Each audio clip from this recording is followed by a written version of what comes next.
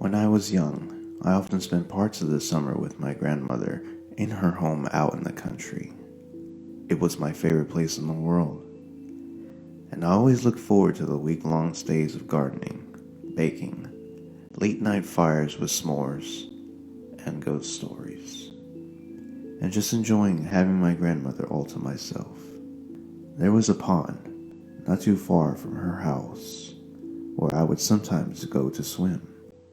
It was a home to quite a few frogs, and at night they would make the most incessant noises. I complained to my grandmother only once, saying I couldn't enjoy the night breeze with all the racket. She took me on her lap and told me a story about an old man and a woman who lived near a lake. The man couldn't stand the singing of the frogs, but his wife told him that they kept the Wendigo away, and to harm them would be most unwise.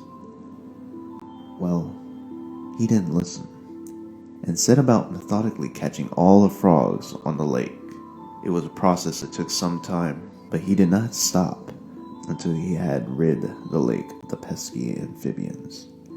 That night, without the protection of the frogs, he and his wife were slaughtered by the Wendigo, a vicious, whip-like demon creature with elongated fingers ending in razor-sharp talons and a row of silver teeth, as thin and keen as needles. I wrote it off as another of her ghost stories, though she seemed more serious than usual about it. I never complained about the frogs again, mostly because I grew up to enjoy them, and to put the story out of my mind, in fact. I'd forgotten all about it until it came up the past spring in a Native American literature class I was taking in college. The mention of the Wendigo sparked the old memory of my grandmother's story. I thought she had made the word up. I didn't realize there were stories about it originating in the Algonquian legends. Eager to connect something from my childhood to the topic, I googled it, only to find that my grandmother hadn't apparently been mistaken. There was nothing I could find out about the story she had told me, nor any reference of frogs providing protection from the Wendigo. In fact, the Wendigos of legend seem very little like my grandmother's version. They were said to be insatiable, craving human flesh, and sometimes created from the forms of people who have resorted to cannibalism to survive. Descriptions varied, but they sounded almost nothing like my grandmother's boogeyman version.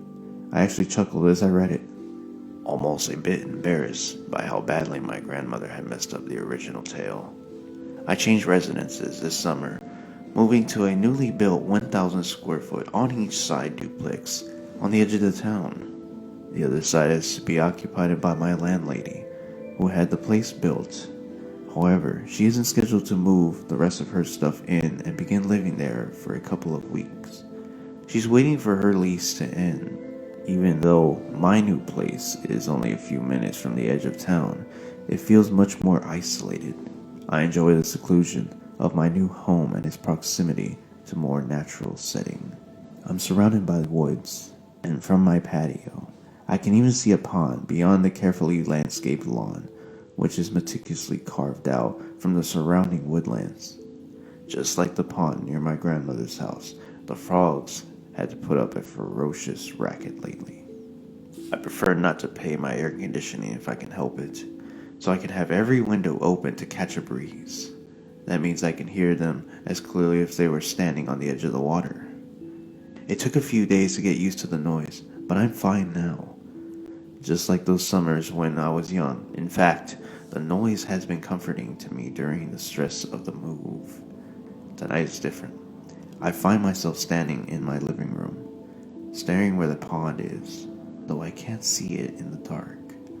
The air is eerily still and oppressively warm, but my windows are shut, and I feel impossibly cold. I'd long since convinced myself that my grandmother's story had been a silly tale, a twisting of an old legend by irreverent storytellers. But for some reason, I had the most overwhelming sense of dread growing in the pit of my stomach. I don't know what to do. I'm trapped. Leaving my house means braving the darkness beyond my home. But I don't know if I'm going to be safe in here either. the frogs have stopped singing. If you like what you heard, please comment down below, like, share, subscribe, and as always, thank you for listening.